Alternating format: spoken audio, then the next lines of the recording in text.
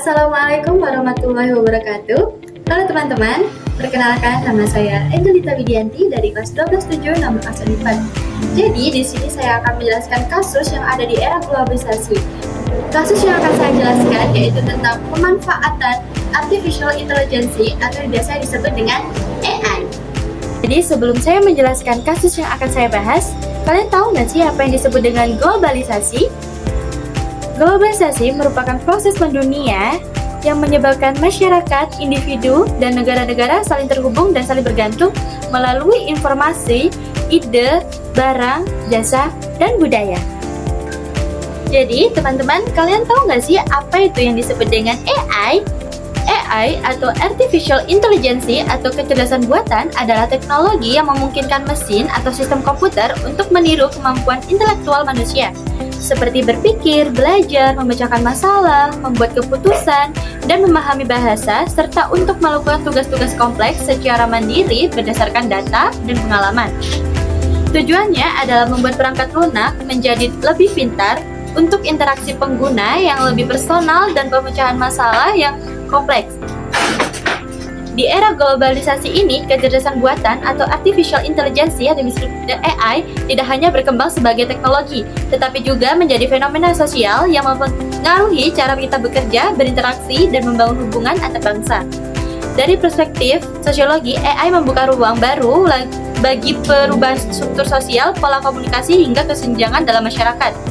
Dalam video ini, kita akan membahas bagaimana AI berperan di tengah arus globalisasi dan dampaknya terhadap kehidupan sosial manusia. Artificial Intelligence atau yang biasa disebut dengan AI di era globalisasi dimanfaatkan dalam berbagai bidang kehidupan. Dalam bisnis, AI membantu perusahaan dengan layanan otomatis seperti chatbot dan analisis pasar. Di bidang pendidikan, AI mempermudah pembelajaran daring dan penerjemahan bahasa. Sedangkan di kesehatan, AI mendukung diagnosis penyakit serta pemantauan pasien. Selain itu, AI juga hadir pada transportasi melalui kendaraan otonom serta di media sosial untuk rekomendasi dan penerjemahan otomatis. Pemanfaatan AI ini membuat pekerjaan lebih efisien dan memperkuat konektivitas global meskipun tetap perlu diimbangi dengan etika dan aturan agar penggunanya tidak menimbulkan masalah. Lalu yang selanjutnya saya akan menjelaskan dampak positif dan dampak negatif dari pemanfaatan artificial intelligence atau biasa disebut dengan AI. Jadi, dampak positif dari penggunaan AI yang pertama ada efisiensi dan kecepatan kerja.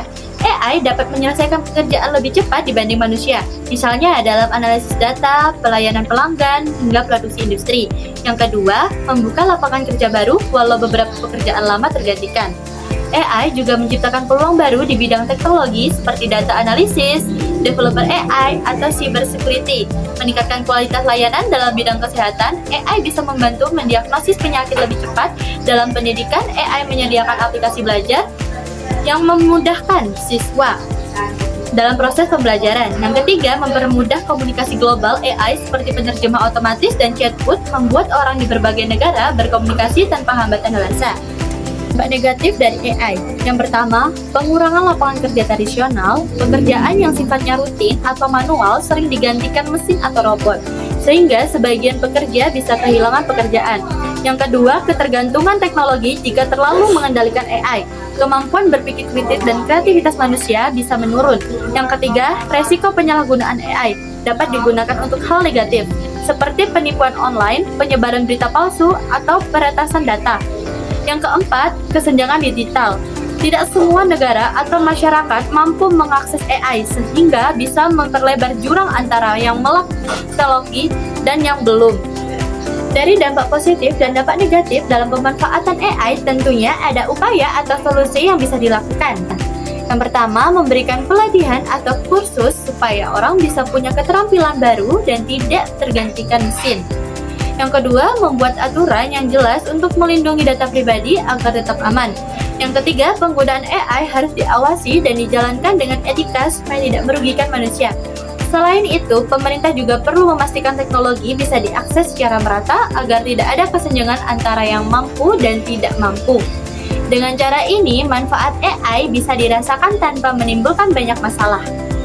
Jadi, kesimpulan dari kasus yang sudah saya jelaskan mengenai pemanfaatan artificial intelligence di era globalisasi yaitu Artificial Intelligence atau AI di era globalisasi membawa banyak manfaat seperti mempercepat pekerjaan, meningkatkan efisiensi, serta membuka peluang baru di berbagai bidang. Namun, AI juga memiliki dampak negatif, misalnya mengurangi lapangan kerja tradisional, meningkatkan ketergantungan pada teknologi, dan beresiko disalahgunakan. Karena itu, AI perlu dimanfaatkan secara bijak dengan adanya regulasi, literasi digital, serta kesadaran etika agar memberikan lebih banyak keuntungan bagi manusia dan tidak menimbulkan masalah besar di masa depan.